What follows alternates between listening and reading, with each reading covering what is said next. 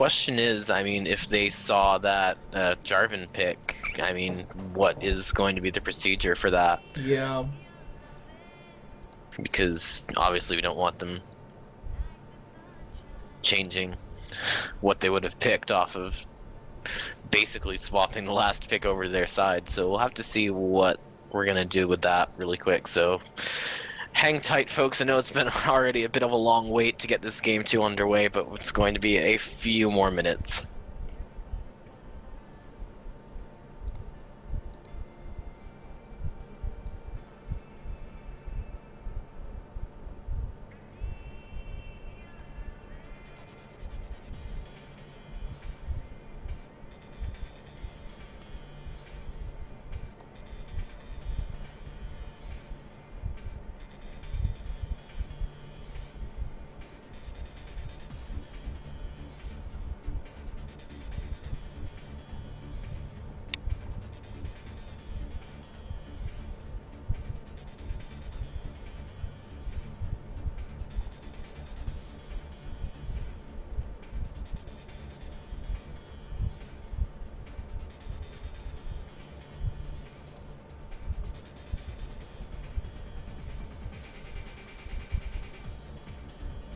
Alright, so we are once again into picks and bans for game 2 of Team DRGN versus already been through this whole thing once. I don't have the whole spiel completely memorized at this point in time.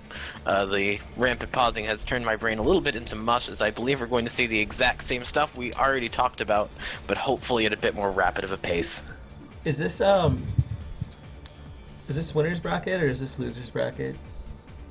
I believe it's losers bracket. I actually don't know. Okay. I haven't looked at the bracket in. So there's a lot riding on this if it is the loser's bracket. Yeah, there probably is a lot riding on this. I believe this stream has been losers bracket since the end of the first round, but I'm not entirely certain. All I know is that having been watching this channel that I'm now casting on all day, it has been the home of the longest games we've had. So it's been a long day. Yes, this is the first round of the losers bracket. The winner of this game goes on to face the loser of Fallback Gaming and My Little Pony in the losers bracket second round. I believe that match might be going on over on the other stream at the moment. I'm not entirely certain.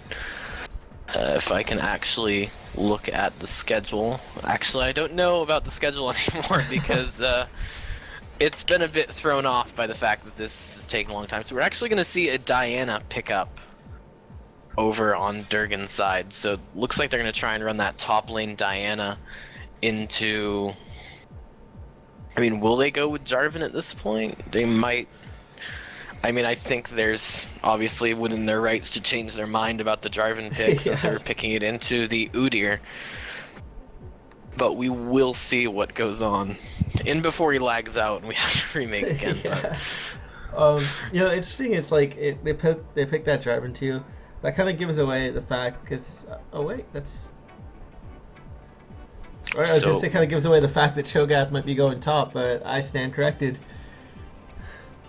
So we do see that teleport. Actually, no, that's just because Mew's their top laner, now that I actually think about it.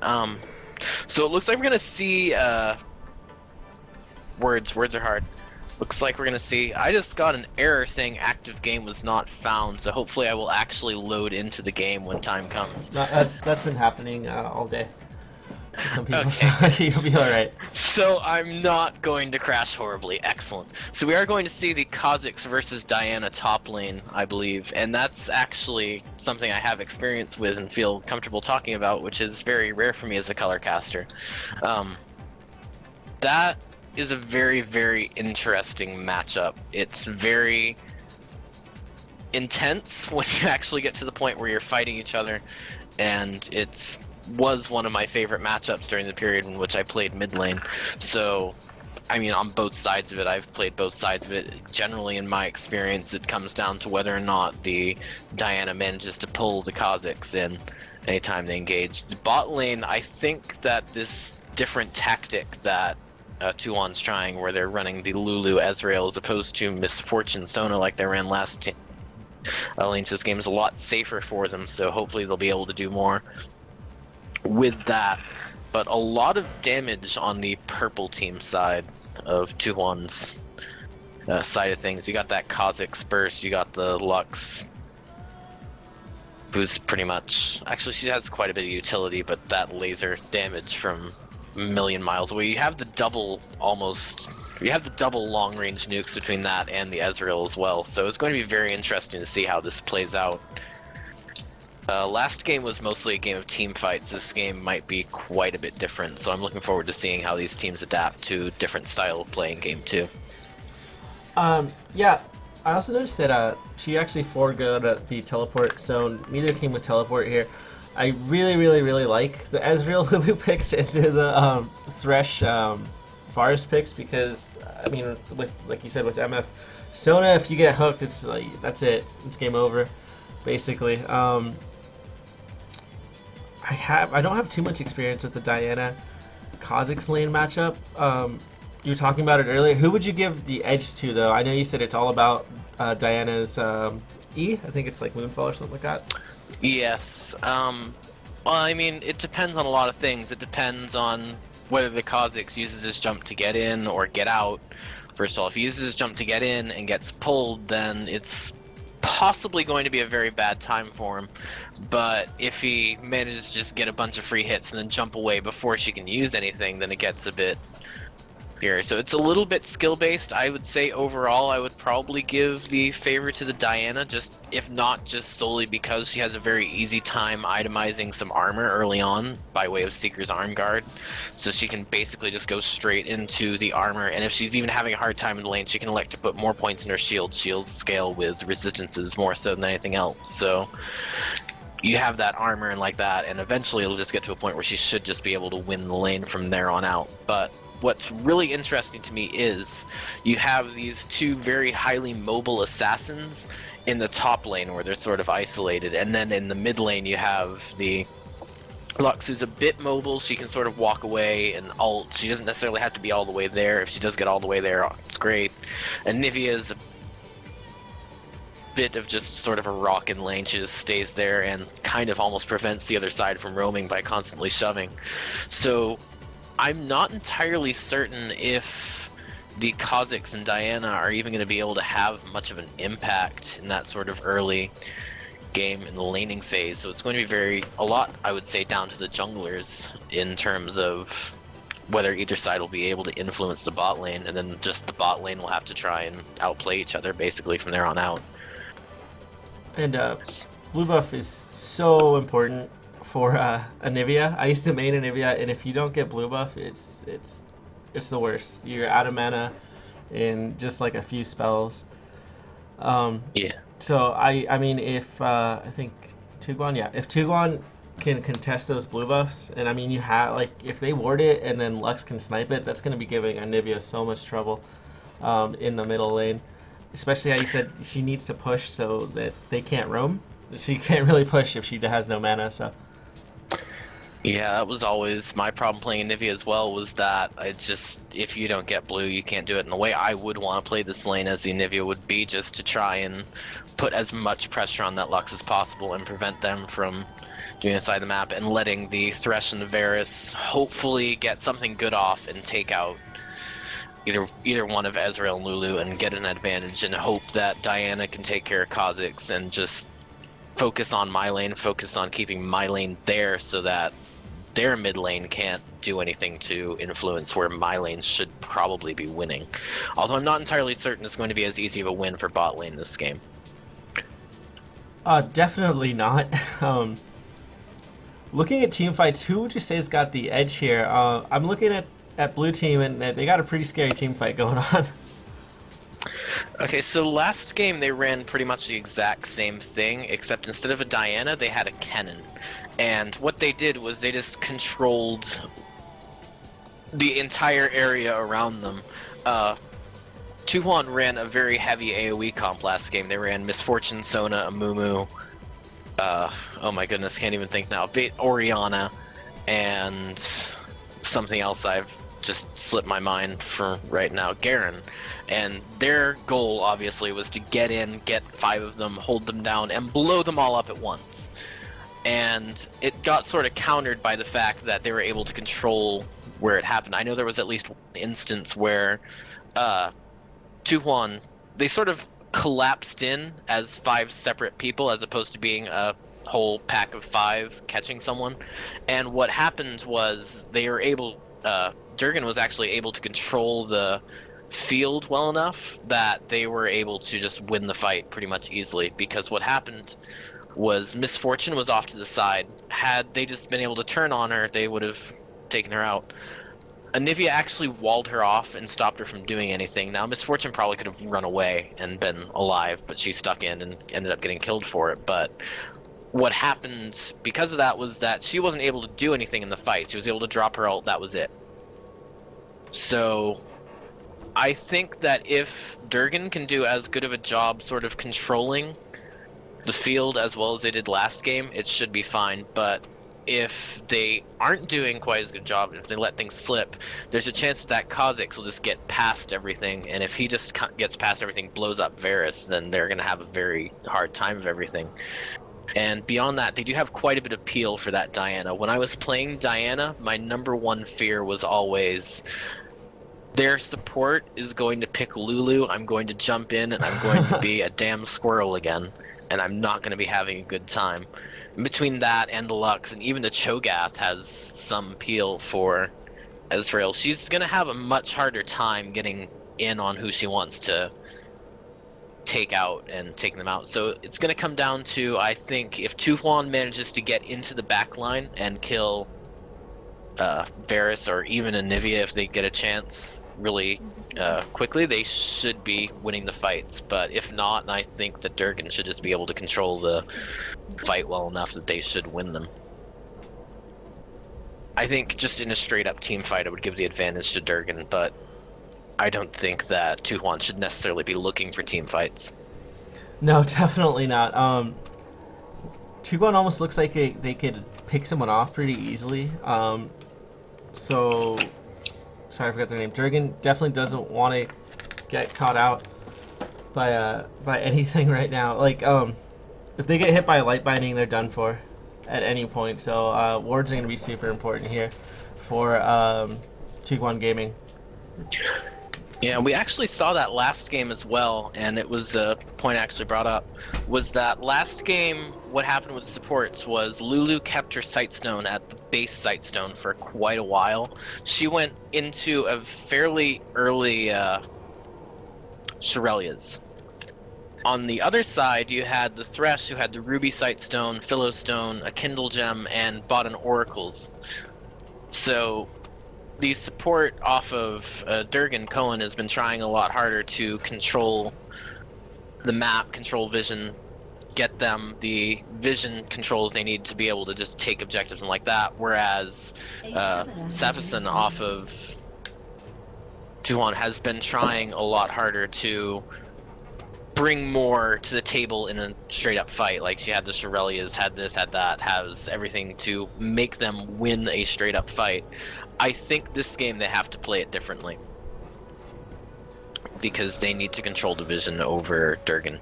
Oh, here we go. Finally getting into it. Alright, I'm super excited for this game. That last game was easily the best game I've ever casted, so hopefully this one will be just as good. The Lulu laugh spam's already coming out. She hasn't even left base yet. Yeah, it's the #1 way to both annoy the enemy lane and annoy the teammates. My goal whenever playing Lulu is always to get the other lane to have to turn their game sounds off, so hopefully they don't hear the Ezreal poke coming. To both teams, kind of. Oh, looks like sorry, Durgan is kind of choosing to go to just like kind of spread across, make sure that they can spot out any kind of invade and just play it safe. Tuhuan might be going in for an invade here. Safison has to be careful. He's gonna spot out Cohen with a ward. And looks like they're both going to back away from that one, though.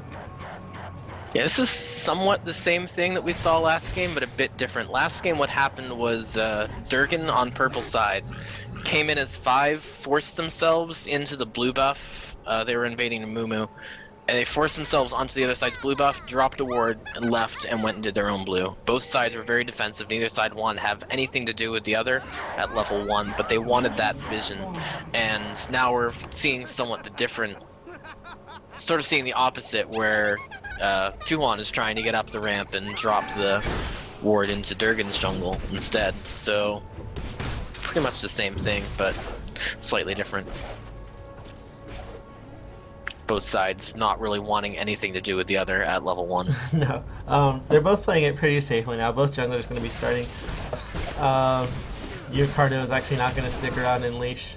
But I think they are both going to get smiteless. Yeah, it looks like Cheddar taking very low. Yeah, taking a lot of damage, but I mean, it's Shogath. He'll heal it back up, and same for Zach, who also took quite a bit of damage. So I don't think we're actually going to see that much coming until a little bit in. They've had a chance to chug potions, get back up. Notice neither side actually, yeah, Zach now burning his health potion. Shogath has not yet burned his, so I'm thinking he's just going to try. Yeah, now he's burning it. But we see it, both sides going to lane now. Flask start on Diana versus Fairy Charm wards pots on Kha'Zix. That's the word. I need to get these aligned so I actually remember who I'm talking about, because I almost said Lux. Pretty similar starts. We notice that Lux has not started wards. She started double charm, whereas Anivia has started wards, so she needs to be very careful of Zach. My number one concern whenever we were facing Zach on my old team. Oh, Super Raven taking a lot of poke there.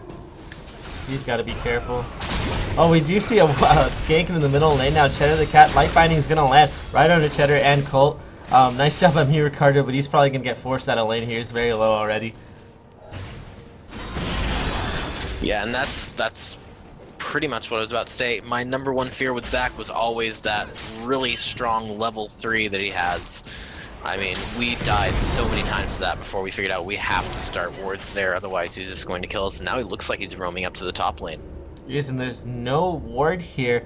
LE5 Morales, he's kind of coming out on the wrong side of trades here. He is one level lower.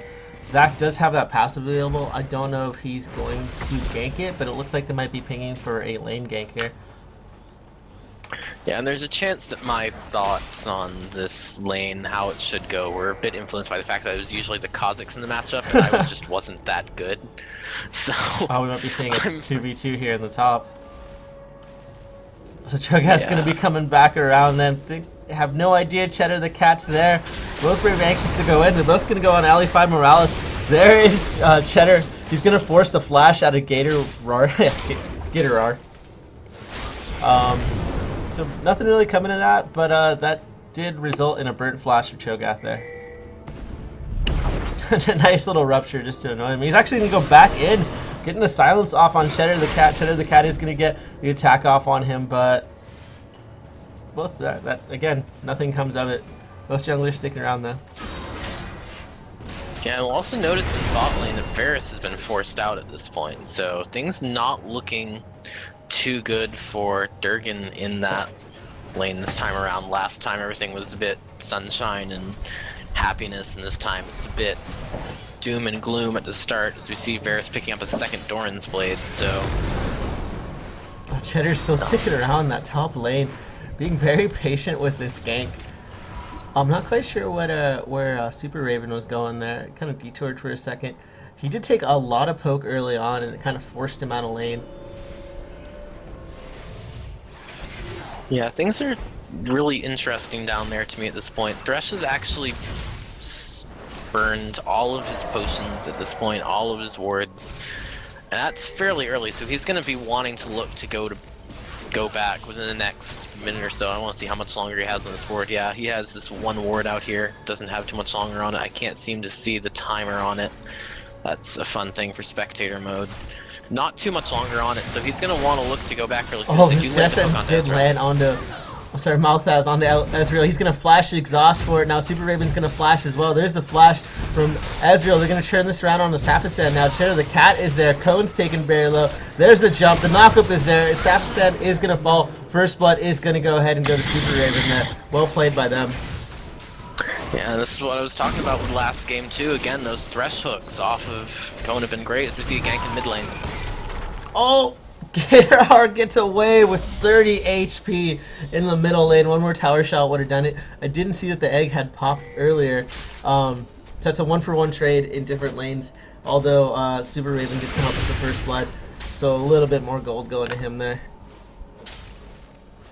Yeah, and this is somewhat the same thing that we saw in game number 1. In game number 1, we saw me, Ricardo, on Orianna getting ahead in the mid lane fairly early on, and then we saw Super Raven on Varus for Durgan's side getting ahead early on. So both sides had that one person who was hyper-fed, and then at some point it shifted back and forth, and there was only one point in time up until the very end in that game where the gold difference was more than 1,500 gold. So Misfortune got a bunch of money, and then this one got a bunch of money, so things sort of polluted from there. But generally this is about the same way that the early game went, with the exception of the fact that Durgan is having a much better time in the bot lane and the top lane this time. Looks like Luck's gonna go ahead and be picking up that blue. That death sentence narrowly missed Melthaz, and I like what Cohen's doing here. He's taking those death sentences. He's trying to get them on from like a blind spot. Make sure that Ezreal can't E away from them before it's too late. Yeah, I've been incredibly impressed with this Thresh play through both games so far. I mean, honestly, if I had to pick an MVP for Durgan's side off this game, it would be Cohen on that Thresh. He's just been absolutely beastly on it so far. But we'll see how this game goes if he manages to keep up the momentum there. I think they're going to have a hard time. Oh, doing a very good job, Tony. Oh, he's going to miss a death sentence, so that could mean trouble for Super Raven. He's actually going to be forced to Arcane Shift out of that. Cohen taking very low now. There is the Varus ult. He's got Safisan is going to pick up Cohen. Unfortunately, Ezreal couldn't pick that up. Super Raven's very low, though. He's going to stick around. Cheddar is there, but he's standing on top of a ward, unfortunately. And that was just a bit of a miscalculation off of the bot lane of Team Durgan. They saw Lulu warding, so they decided to go in for the Ezreal, but they did so too late when Lulu was still able to influence the fight. And this actually happened last game as well. Sona went up to ward, Thresh hook went on Misfortune, they almost picked them both up, and then a couple hooks later, then everything on Tuhuan's bot lane died. But this time around what happened was they landed the hook, they went to throw the hook, they missed the hook entirely, Lulu was able to influence the fight, and bot lane was split up and unable to really help each other out, and so they just ended up getting killed for it. So really good play by Tuhuan there to read the situation and to react appropriately. So that was a really nice intuition there that I saw by Lux. He actually almost managed to catch Anivia in a combo there over the Baron wall. I think it was blind too, because I don't see any wards coming up. There's a death sentence onto a minion. The minion falls right away. The top lane looks like Diana's kind of starting to get away with that CS now. Yeah, she's got her first component of that Seeker's Arm Guard, that first cloth armor, and it's 2 cloth armors in the book. I'm trying to remember now, it's been a while. And the 2 Doran's rings, so it's really hard for Kha'Zix to do anything. As we see her landing that Moonfall, and that's what I'm talking about, forces the ult off of Kha'Zix. Looks like Cho'Gath might be looking to make something happen into the top lane. He's got to be careful. He's standing right on top of a ward. I think Diana thinks she can bait this out. However, the Crescent Strike does not land. She wants this, though. She's getting very aggressive on this. She's not scared at all of this gank. I think they did spot Cho'Gath out in the top lane, though, and they're going to go ahead and start that dragon. Yeah, Diana's standing there spamming taunt. I mean, not quite as good as spamming jokes. Diana best jokes in the game, but Durgan does manage to pick up the dragon, and that is just as fun to say as it was the first 2 dragons in game number 1. So they've been doing a better job early game of controlling the dragon than Tuhuan has over both of these first 2 games. Really good awareness by them to spot out that Cho'Gath was top. Oh, it's actually going to be a gank in the top lane. Morales is there. They can do a little bit of damage onto Diana. Not too much though. She's going to stick around anyway. She sees that Morales has no mana. She's almost at full mana. I was saying, really good awareness by them. They saw the jungler was top. They knew they had no smite available. It was a 4v3 in the bottom lane, and they took advantage of it. And they've been doing that a lot. I mean, both sides have been doing a relatively good job, as we see Thresh missing his death sentence on Ezreal there. Both teams have been doing a very good job of knowing when they have an advantage and pushing it. Most of what we saw in game 1, where one side won a fight over the other one, was they saw the advantage and one side or the other failed to execute. Oh, there's death sentence on the Thrapisan now in the play. There's the box coming out. There's Wild Growth onto herself. Super Raven did get exhausted. There's the Whimsy onto him. He's going to cleanse out of it. Can he pick up this kill? One more auto attack would do it. Cohen's actually going to pick it up. Super Raven might be looking to dive this. No, he doesn't have mana to proc those blights just yet. That's another example of just Thresh Hook turning the tide of the game. I'm actually surprised they didn't ban that out, to be honest with you. As we see Cohen going very low, I believe Ezreal's... No, that wasn't Ezreal's ult. What did he just almost die to where I was getting that little noise? I'm not 100% sure. It might have been a minion there. But yeah, all of a sudden he was very low. He's been doing very, very well with those Thresh Hooks. Even when he's not hitting them, he's very rarely missed completely. Even when he's not hitting them, he's like narrowly missing. He almost hooked Ezreal just a second ago before that last death sentence did land. Now, what you were saying earlier about the Nivea and pressuring her blue buff, they have not been doing that, and she's been getting blue constantly, but Ricardo has managed to carve out about a 20 CS lead in that mid lane at this point, so he's ahead by about 500 gold. And once again, Varus is ahead by about 500 gold. Where things are different this game, or actually they're actually kind of the same, because this sort of happened last game too, and now I actually think about it, is that top lane is where DRGN's getting an advantage, and it's a lot more pronounced this game than it has been, because Diana is just farming away constantly. She's up to 102 CS at this point, over 77. So, I mean, at this point, it's going to be very hard. That death sentence again, just narrowly missing Ezreal. The Flay is going to land, however. They're going to go, unless he's going to Arcane Shift out. There's the Whimsy on the Super Raven. Cohen's too low to follow up on that, while Lulu is sitting at full health. Getting very aggressive, though. They don't really seem to mind. He wants to pop that blight on him. We're not quite going to get it. Zach moving into the top lane for a gank here. Actually, he did manage to bypass the Kha'Zix ward. Oh, Ezreal going to cleanse out and flash out. There's Wild Growth on the top of the sand. Cohen, oh, he almost gets him with the Mystic shot. I think Cohen was less than 30 HP there. Oh, we do see a disconnect, so we're going to see a pause here, but that was... I'm speechless off that one, to be entirely honest with you. It was very, very, very close there, and then they almost managed to get him out. Ezreal turns around, also almost manages to get the other side. Even had the Spirit of the Elder Lizard taken down. I'm not certain. I believe Thresh might have had a health potion burning at that point. Yeah, it won't let me see. I wonder if I can back up while we're paused. I indeed can. So I'm going to see really quickly what exactly happened there, because that was just incredibly close. It is not letting me fast forward though, which is encouraging.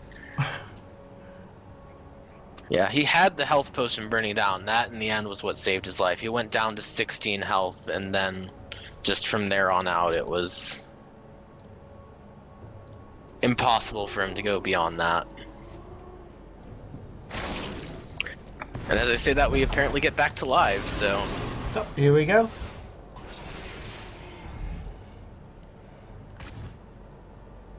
See, so I guess nothing came of that gank top lane.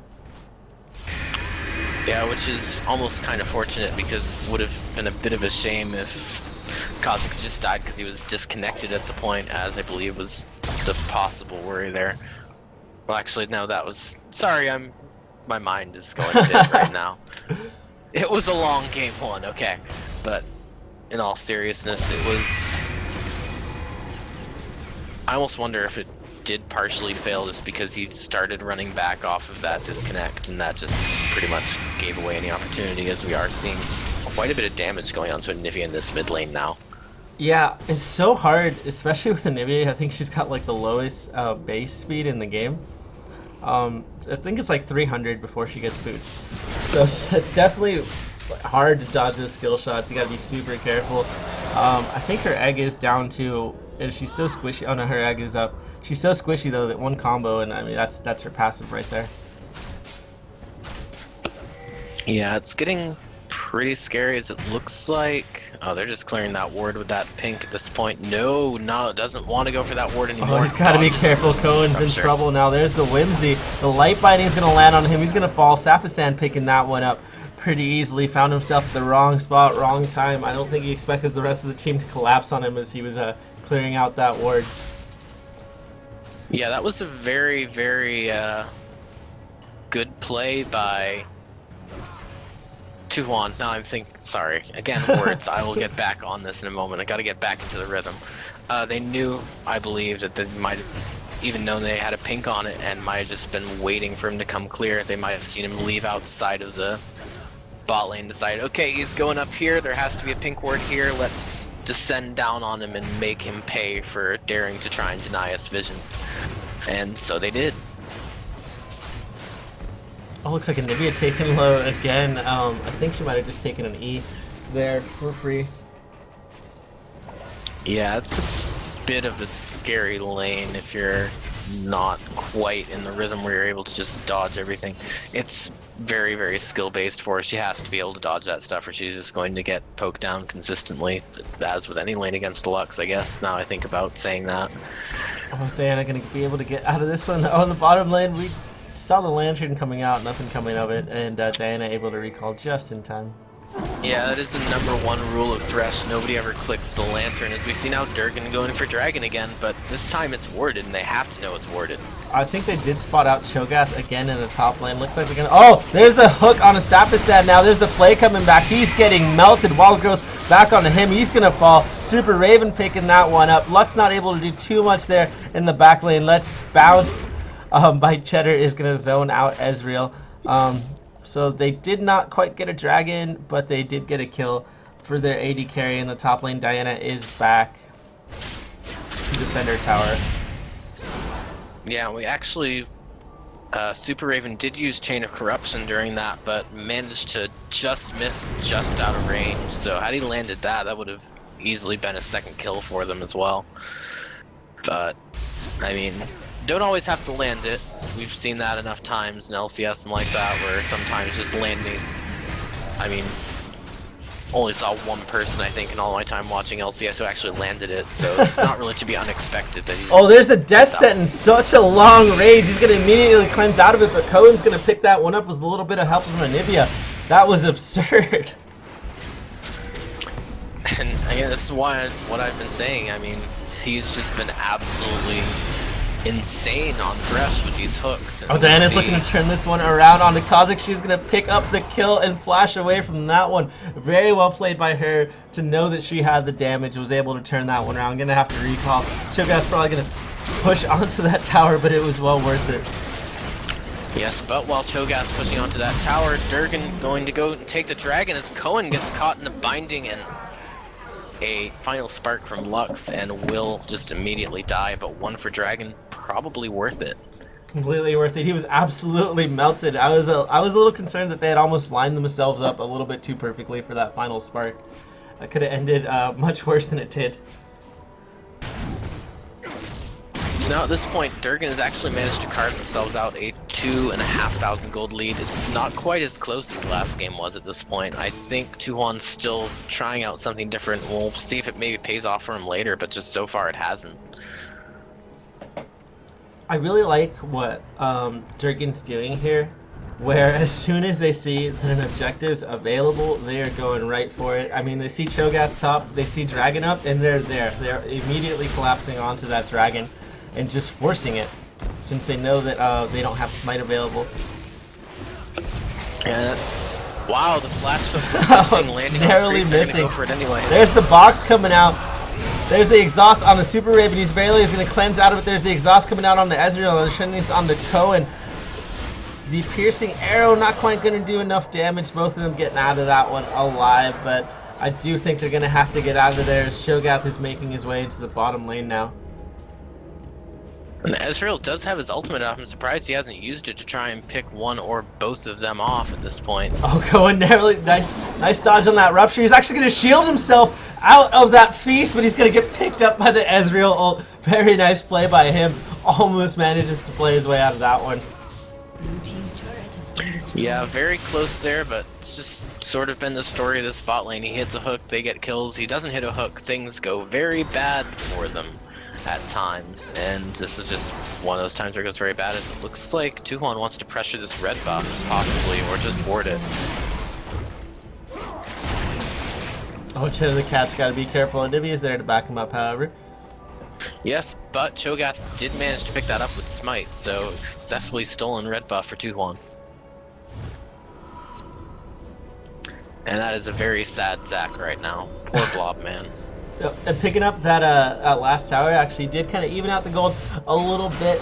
Not completely even, but it's less than 1k now. Sitting around 700 gold there. Yeah, and a lot of that's also off of just, I think, did they get, no, they wouldn't have gotten shut down gold. Never mind, I'm just completely wrong there in every sense of the way. As we see Anivia trying to push back, Lux not letting her, Lux even blowing ultimate just to clear out some creeps, so Anivia just not been able to just shove all day like she wants to. Either she's behind by 25 CS to the Lux, and Lux has just rushed to Void Staff, so there's not really going to be much that she can do against it at this point. I'm really surprised. I was actually expecting to see Anivia take a big CS lead here. Not quite what I expected, though. Yeah, much like last game, we're also seeing... actually, last game we saw, I believe Aegis was picked up by the top laner off of Tuhon, who was on Garen. This game is being picked up by the Lulu. Now, whenever you go for something like Aegis on a support, you're going to be getting it very, very late. Very late, because you just don't have the gold to get it that quickly. So it's a bit of a risk, because you're risking not having that incredibly valuable aura for a team fight in exchange for saving a bit of the money that you would otherwise be putting down. Oh, there's a gank in the bottom lane. The wall is not going to be quite enough to cut them off. There's Cohen. The death sentence is going to land right on the Ezreal. There's the play. Wild growth onto him. There's the box coming out. Safasad's going to have to walk away from that one. Cohen's going to fall. Very nice final spark. Super Raven trying to make something happen of this now. Can he make anything happen? There's the rupture back on the Colt. Now Colt's trying to get away from this one. Super Raven attacking. He's not going to be able to pick up Safasad. It's going to be a 1-for-0 in exchange for a tower in the top lane. That was incredible. I thought something would come of that for sure. Yeah, that's very well played by Tuhon in that. I thought they were just gonna be completely melted after that really good chain of corruption as well, and then didn't really go that great for them from there. They just sort of weren't able to pick anything up off. It almost looks like they split a lot of their damage as well. As you see, Ezreal at half health, Lux at half health, I believe. Lulu was taken very low in it as well, so they weren't really as focused on one person as... Oh, Colt's got to be careful. His egg is down. There's a light binding. Now there's the feast onto him. The ignite's going to tick away. It's going to be enough. Very close. Yeah, just one of those last-minute desperation walls, not quite going to be enough. So, always... Yeah, I think it was almost a bit greedy of him to back there. I mean, I know he didn't know the ward was there, but he had to know that most of them were there, and that was a bit of a risk. There's the hook again onto Ezreal! Even after the arcane shift, the play is not going to land. He's doing such a good job with those. Yeah, and that actually gave me a small heart attack when he jumped in on that, because I thought for certain he was just going to get blown up by the four of them, but I guess he just didn't either react in time or didn't have enough to do anything. But that was a very, very gutsy move by him, going to jump in the middle of all of them and try and pick something up for it, as we see Tuhon hunting for Diana, I believe. Well, she does sniff that out. She's going to start making her way top lane. Very nice job by, was that Lux? When that team fight we saw a little bit earlier, to backtrack a little bit, she actually, I think she was the deciding factor in that. I think she managed to hit every member of DRGN with that final spark there. Yeah, I'm interested to see what she does from here on out, because Much like last game, you know, last game all the eggs sort of had to be in the Varus basket. All this time they're in the Varus and Diana basket. And then on Tuhon's side, all the eggs are a bit more spread out this game, I guess. Now I actually look at the gold, but all the eggs are more spread out. But Lux is, again, the strong thing on their team. They have that strong mid lane that they're relying on, whereas Durgan's side has a strong AD carry that they're relying on. So right now it's sort of, I feel, Tuhon's game to lose. They have to try and start making stuff happen now, while having that strong Lux is still very valuable, as opposed to later on where having the strong Varus is going to be a lot more important. Definitely, and we already see really good engagements coming out from Diana. She's got that Zhonya's built already, so she can definitely, you know, get into a team fight and just Zhonya's there and let her team kind of catch up with her. So she can be the initiator right now, along with Zach getting into the back line there. So that could be very scary in a team fight. And she's doing such a good job of applying pressure in other parts of the map. Oh, Super Raven getting caught out. He's going to cleanse out a little bit too late, force the flash as well. Oh, Kha'Zix's lurking around this bush here. Going to drop a W and leap away. Probably for the better.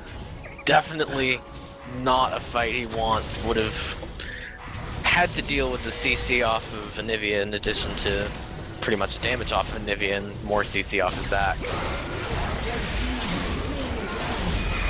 Red team picking up that dragon. There's Let's Balance by Cheddar the Cat. Ezreal putting himself in a bad spot now. There's wild growth onto him. There's Diana getting into the back line now. She's going to pick up Sap the Sand now. Ezreal, oh, there's a Varus ulti landing onto Ezreal. The cleanse is there. He's going to wash over that wall. Gatorar now in trouble. He's going to fall to Cheddar the Cat. That's a 2 for none in exchange for a dragon, so probably an even trade there. Ezreal now doing a little bit of kiting. They're not going to chase that one out. Yeah, that wasn't really done with abilities like I've been sort of saying it, but that was again another good example of Team Durgan controlling the field in a fight. They split up Tuhon completely and then, you know, divide and conquer, picked off the targets they wanted to, almost picked up the Ezreal, was off by himself, and at one point standing in the middle of the entire enemy team. So I'm actually very surprised that Ezreal survived there, to be honest with you. Yeah, he kind of got caught out in a bad position there in the middle of the fight. Do you think that wild growth narrowly saved his life? Yeah, but still 2 for 0, but they did pick up the dragon in that, so... Well, actually, they didn't pick up the dragon. It was 6-6. No, actually, that's the old dragon. Never mind. I'm looking at the chat, trying to figure it out. Thought I saw it. That was the last dragon. This dragon was indeed picked up by Tuhon, so 2 for dragon, not a bad trade. With assist gold, I think it's probably about even-ish, 600 now. It's definitely in Tuhon's favor, probably about a 400 gold advantage for them spread across their entire team. But again, we're seeing last game we saw, of course, Ezreal going blue build. That's naturally going to throw off any comparison, but last game we did see Varus go for the same build, Bloodthirster, Phantom Dancer, and then he went straight for Infinity Edge as opposed to armor penetration. He in fact picked up a Last Whisper as his 5th item, and they just, once he got that, they completely rolled over it. I'm going to be very interested to see if he goes for that armor penetration earlier this game, but he might not necessarily have as much of an incentive to, given the fact there's a lot more significant amount of magic damage coming off of Durgan's team, so there might not be as much armor over on Tuhon's side, and I think if Tuhon doesn't itemize quite as much armor, then that build's going to pay off even more than it did last game. There's a light binding onto some minions. I do see, oh, Final Spark going to hit some people. There's the Ezreal ult coming in. I think they're just trying to clear some of those waves. So what would you say that Tuhon needs to do? I know that they're only 900 gold behind, but I mean, I feel like they need to do something now. What are the keys to this game right now as you see it? The way I see it, what I would try to do is I would try and get an Oracles on someone as soon as possible. I would try and take out as much of Team Durgan's vision as I could, get wards all across the map, look for someone by himself, and try and grab them and blow them up. And that's going to have to be somewhat how they get into it. They have a good team for that. They don't have a good team for a straight-up fight, because a lot of the times when they're fighting a straight-up fight, it's going to be on Durgan's terms, whether it's technically should be or not. Just because they have that wall, they don't have to fight there if they don't want to. They can pick somewhere else to fight. You know, they can drop that Anivia ult down and say, you're not fighting in this particular circle, you're fighting over here where we want you, where you're lined up perfectly for this Bear Assault.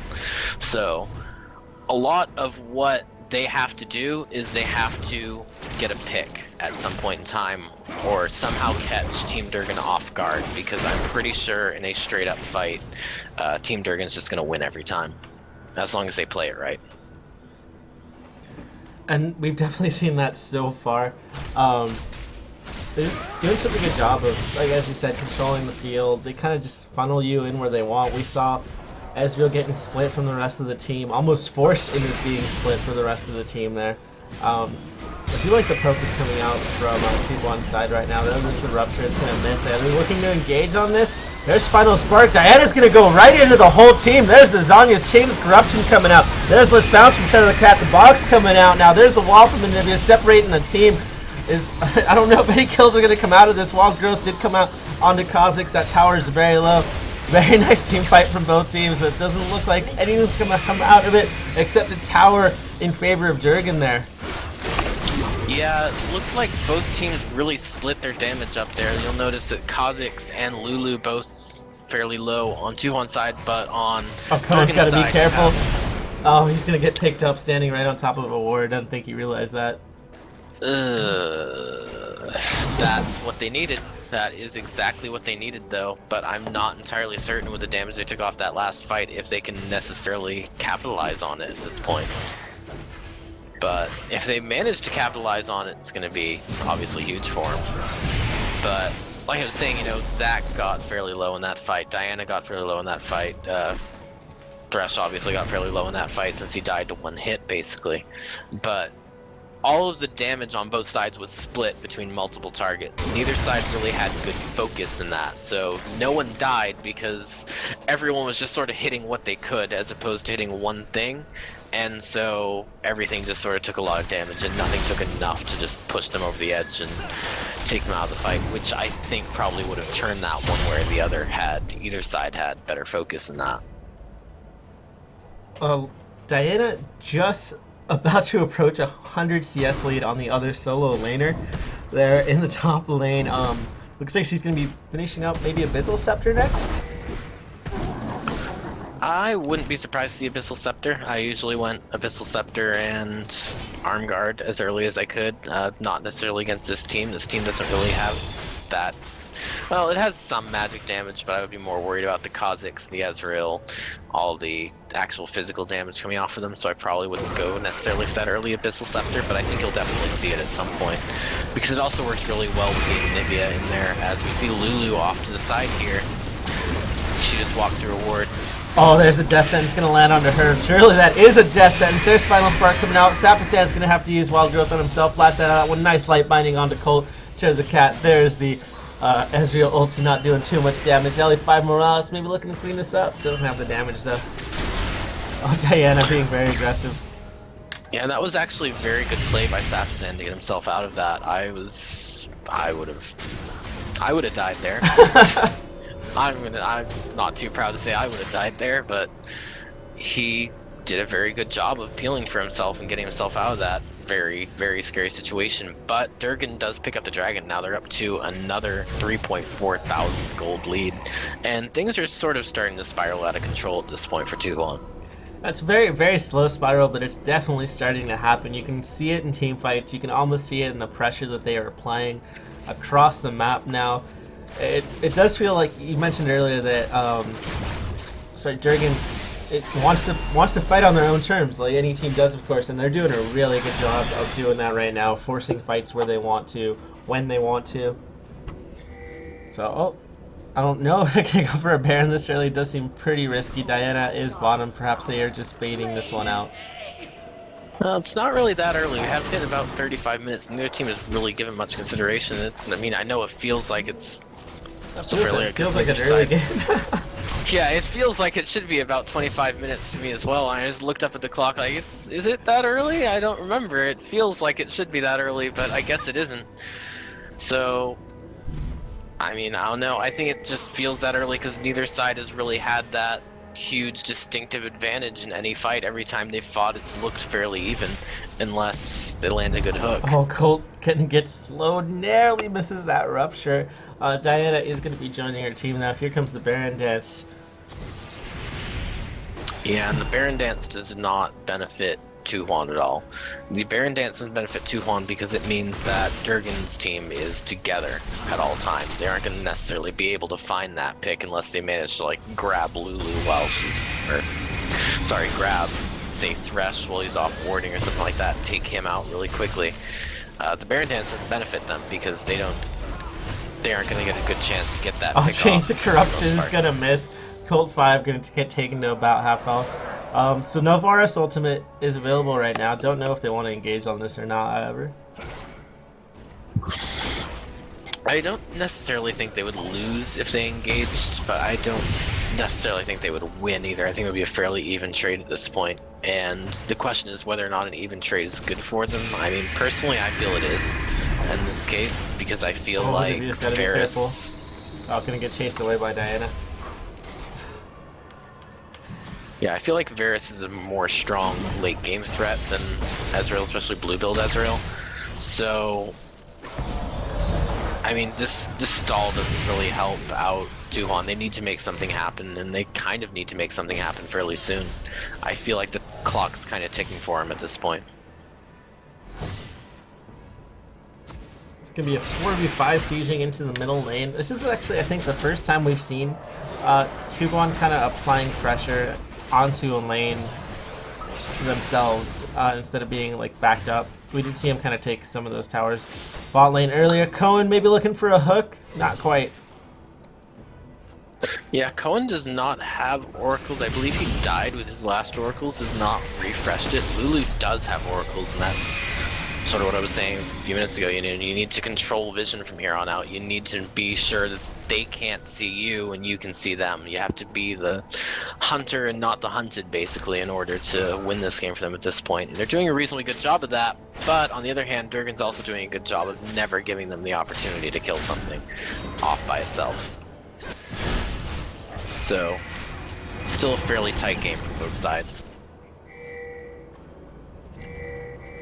Oh, I think they did spot Lulu out. This could mean trouble for her. Death Sentence, is it going to come out yet? No, she's going to whimsy herself out of that one. Blue Yordles is way too fast, I guess.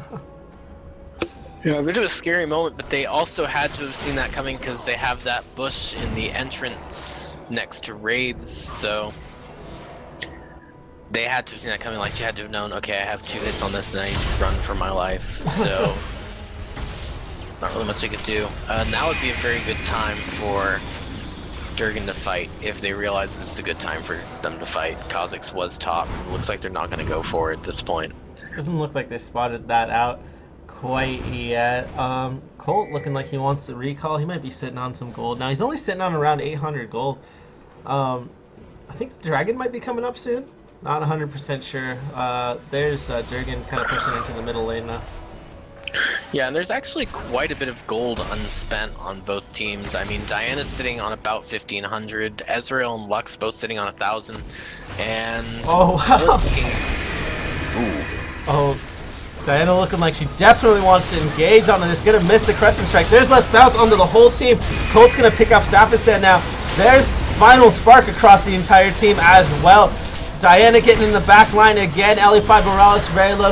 Raven's gonna pick up Gator Roar. There's the Zanya's coming out from Diana. The Zac passive is still available. Ezreal off to the side. Can't clean up any of these kills. It's going to be a 2 for 9 in favor of Durgan game. Or Team Durgan. Yeah, and that's what Durgan needs to do. They just need to control those fights, and that's what they did there. I mean, Cohen got a bit caught out. Managed to react to it appropriately. Didn't get caught in the rupture. Cho'Gath threw the rupture at his feet, I think expecting Thresh to continue moving forward, so didn't really catch him in it. And then just from there on out, they managed to force Ezreal out the other side of the fight and do everything, and they would appear to now be fighting what's Varus on my end, an invisible dragon. That was a very odd visual bug to have. Well, so Tuhon has taken the dragon that never actually existed. So that evens out the 2 kills that they gave up in that fight, and they're doing a good job of that. You know, I think it was almost a bit of an, well, I want to say that it was almost a bit of an error for Durgan to back off, but I don't think they really had a choice, so it wasn't really an error. That was just good play by 2-1, knowing that they all had to go back. We can go take this dragon that may or may not actually be there. I'm still uncertain myself as to whether or not. Yeah. So, as to whether or not. Is there, I mean, now things are starting to really get out of control.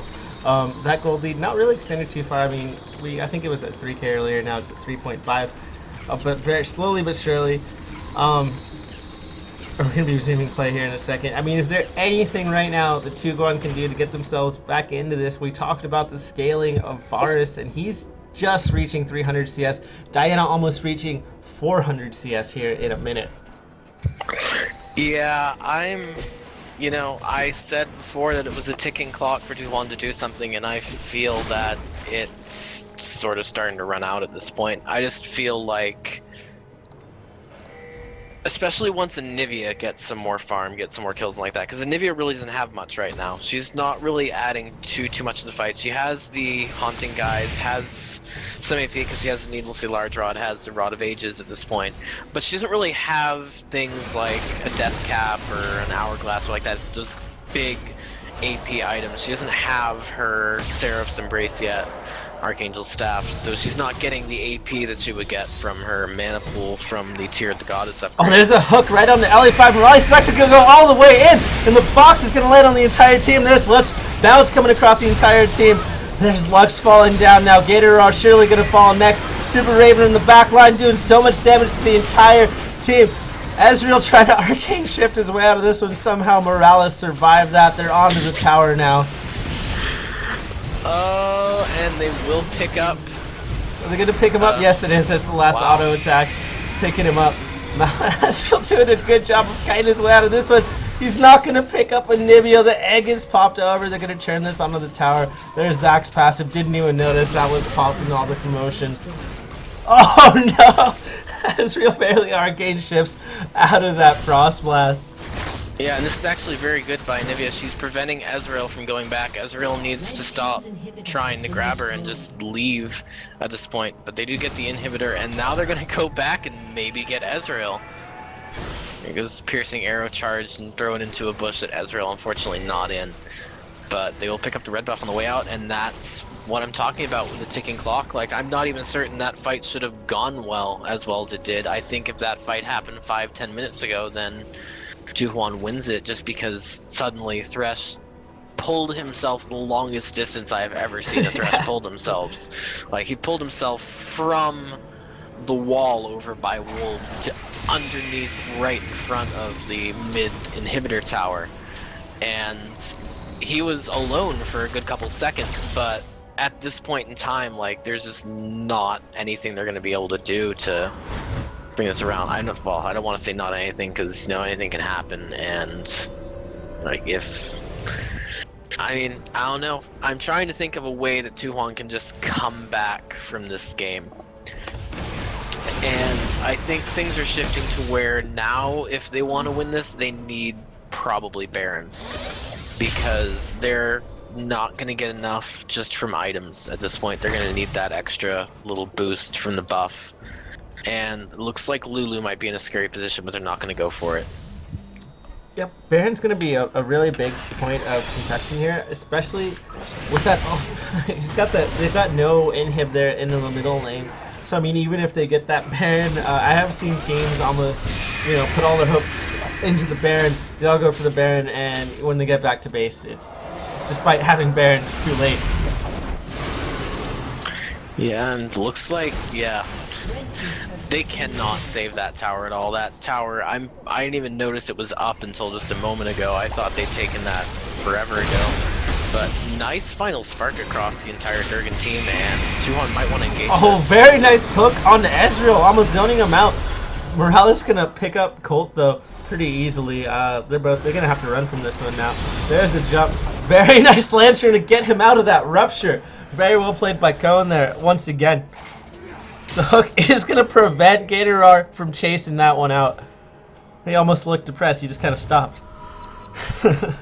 Yeah, it's like I've been saying all game. I'm just completely over the moon impressed with Cohen's thresh play. Even, I mean, even if you just look at the scoreboard, like you can't tell how well he's been doing on it because you look at it and say, okay, 2, 7, and 8. That sounds horrible. I mean, they only have 11 kills, and 7 of them are on thresh. But he's been affecting fights so much with everything being stable. Even just one fight, he had enough presence there that just the threat of hooking Ezreal kept Ezreal out of the fight.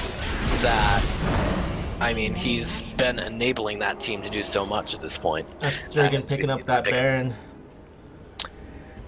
And I feel like if they're patient, go back, shop with a Nivea up, that should just be something that allows them to basically win the rest of the game. I think they can finish it out now. Can finish it out, but they have to do so very shortly because I feel like at the moment they only have enough to just outright win while they have Baron, and that's going to be the same way for another couple of... Well, maybe by the time Baron runs out, they'll just be far enough ahead on items too that they'll be able to just crush through it. I don't know at this point. Things are looking very, very bleak for Tuhan, but you know, anything can happen. One bad fight's all it takes, and then... I mean, I've played a lot of games out to 50-55 minutes. This was our tactic in Season 2, was to draw games out as long as possible, and it gets very, very stressful. I can't imagine what's going on like this, because we were never in a situation where we had to play a game like this, and if we lost, that was the end of a tournament for us. So the pressure these guys must be feeling right now, where basically everything's on the line. You have this team with Baron bearing down on you, must be immense. So it's going to be interesting to see how they react to that pressure as we see DRGN taking another turret, and it looks like maybe somewhat final defense coming out now from Tuhan. Oh, very nice hook onto Lux there. There's the box walls growth back onto Lux now. There's Let's Bounce in the back line, zoning him completely. Zanya's from Diana there. Safisan is going to fall next. Super Raven picking that up. That's a double kill for him. Can he get the triple? That's a triple kill for him. Can he get the quadra now? He's going to cleanse out of that one. There's a hook onto Kha'Zix. He wants to give him the quadra.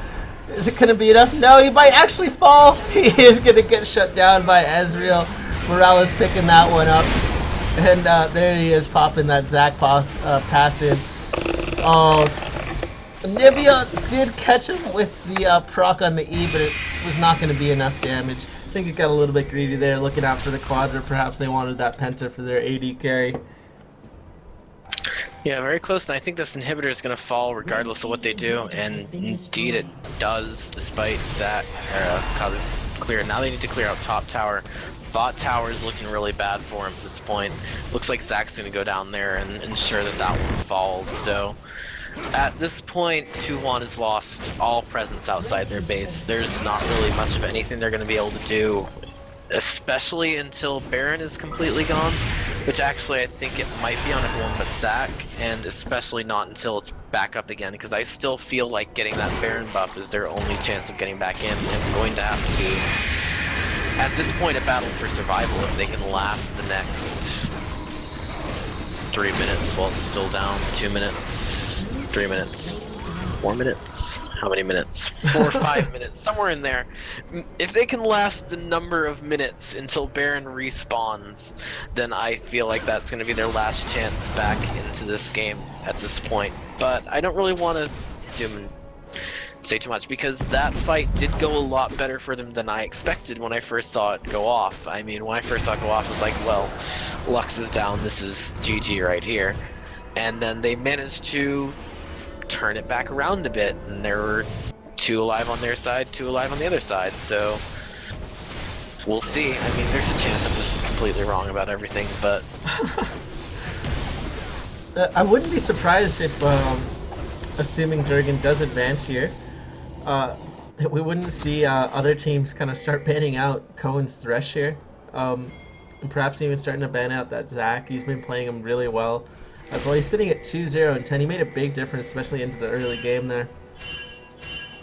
well, you know, DRGN ran the same champions this game they ran last game, with the difference of the Diana instead of the Kennen. At this point in time, I mean, they're all playing so well on their individual champions. I mean, Anivia's a bit behind. She had a bit of a rough lane. She's sort of not getting back into it as much as possible because she's just not getting the farm that she needs to do so.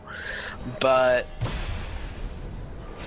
I mean, even if you ban out, say, Thresh, Varus, Zac, then you leave that Kennen open, you leave the Diana open, you leave the Anivia open, I think I said Anivia twice. Oh, nice hook over the wall. He's actually going to follow up on it. Diana's going to be there. There's a Zhonya's from her. She does have Guardian Angel available. She's going to get Lantern out as Zac goes in now. Super Raven is there. Ezreal is focusing onto him. The Rupture is not going to land. Whimsy is, however, Cheddar the Cat there. There's Morales trying to do something in the back line. Super Raven very, very low. Guardian Angel's going to pop up for Morales now. He's going to get nommed. Super Raven's going to get nommed by Cho'Gath now. This is not looking good for DRGN at the moment. Cheddar the Cat going to have to get out of there. There's Diana's Guardian Angel. She's got no flash. Oh, she does have flash, but we're going to get out of that one. But Gatorar's going to flash right after him. There's a Rupture back on him. Anivia doing a lot of damage. Can they turn this perhaps back onto Cho'Gath? Ezreal very low. No, it's not going to turn it back onto Cho'Gath. Actually, Ezreal's going to pick it up. Oh, the Frost Blast narrowly missing again. Colt could get kited. There's Vital Spark. He's so low. There's Zac getting into him now. He's going to cleanse out of that one. There's the slow. Can he kite this one out? He's going to Arcane Shift away from this one. Nivea perhaps looking to make something happen. The Ezreal ulti is not going to be enough. So much going on in that team fight. Oh, there's the egg. He's going to get egged. I think the Whimsy is going to come on as soon as she's up. The shutdown onto Zac now. There's the exhaust coming out onto Anivia. Wild Growth back onto Ezreal, and it's going to run out. He's actually going to chase this one out. Anivia, not, oh, very, very nice Shirelias by Sapasan to make sure that his carry dodged that, and they're going to pick up Anivia. Very good plays there from the carry and his support. Yeah, I was happy for that nice little break in the action for myself. We got to commentate the 1.5-minute long team fight that just occurred. I feel like that was a bit of sloppy play by Team DRGN. They had the Diana jump over the wall, and then Diana jump back as Zac was jumping over the wall, and then Varus walks around to the side and ends up on the other side with Zac while the rest of their team is still behind the wall. So I feel like they just played that really wrong, and that was what gave 2-1 enough an advantage, and 2-1 capitalized really well on it. They went straight for Varus, took him down as quickly as they could, recognized that that's the only threat to them at that moment, and just go straight on him, blow him up, and that won them the fight in the long term. And then Ezreal did a very, very good job beyond that of cleaning up the fight. It took him a long time, but he did a very good job of cleaning up the fight, just because they were being so slippery through the jungle. Here we go, so back overall, on the Baron. Yeah, we're gonna see the final, I believe, Baron dance of the game, as Anivia has picked up that Seraph's Embrace. She has Death Cap as well, so she is actually sitting at 582 AP at this point in time, so there's a lot of just strong AoE damage coming off of her, and obviously the nuke on her E is fairly strong. She doesn't have much penetration. She only has the 15 flat pen off of Sorks and the 15 flat pen off of Leandries, so that's about taking care of. Well, actually, they do not have full work on the inside. I was going to say full work, but they don't have it. So it's taking about half, twice the Aegis. Oh, almost actually managed to snipe that one away. Morales put himself in a very bad spot, going to be forced to flash over the wall. Colt 5 is going to pick that one up with his E, however. Diana doing a really good job of distracting the carry and the support, forcing him into the bottom lane. There's Shirelias from Cohen now. The jump from Zac The hook is going to land. He's going to go in on it. There's the flay to send him back a little bit. A lot of slows going down, but Cho'Gath's so tanky, he does not seem to care. Yeah, that was a very nice hook, but there wasn't anything to follow it up with. It was just Zac and Thresh there, and they just don't have enough damage to really even scratch his health bar at this point. So we're going to see probably this inhibitor fall. The question is, what is Tu-Huan going to try and do about it? They are down a member right now, so not looking in too good a shape. That's going to be the second inhibitor as well. They might be looking to push towards the top lane, perhaps. Looks like they are shifting that way. There's the pings. Yeah. You know, I know this game has gone to 55 minutes at this point, and this is going to be about the most irritating thing to anyone who's just sort of wanting it to end at this point, say, but there actually is no rush for Durgan at this point, because, I mean, they're pretty much full items. Nivea's gonna get more. While Tu-Huan will get stronger, I don't feel like Tu-Huan will get enough stronger that they'll be able to really... The Shirley's, they might be looking to counter-engage on this. Shirley's coming out from Code as well. They're not going to be able to follow up on it. Very nice fall by Nivea. Just making sure they get away from that one safely. Yeah, I mean, at this point, they've gotten all three inhibitors. They can basically just go back, have a nice chat, and a cup of tea, and come back to Tu-Huan still being in their base. I mean, they can't really do much. I see the Oracle's Elixir pick up now from Diana. That's just because she has nothing else to spend her money on. Same for Varus. As we see Zac picking up a Warmogs at this point, so he's about fully built as well to where he's going to be. And Nivea's, I'm interested to see if she's going to upgrade the Chalice or if she's going to sell it and purchase something else. I wouldn't be too surprised to see her sell it and purchase a Void Staff or something like that, give her a bit more penetration. But she does upgrade to the Athene's Unholy Grail, so Nivea now full items, Varus is full items, Diana's full items, Kha'Zix is not, Lux is not, Ezreal is someone. Ezreal would seem to now be selling various components and buying more Bloodthirsters, which I fully approve of. Anytime you can add more Bloodthirsters to your build on an AD carry, I fully appreciate that.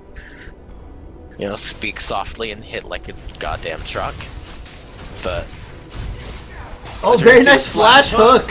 He's actually gonna have E-flash back, putting himself all the way into the team. There's Zac in the backline now. The box did come out.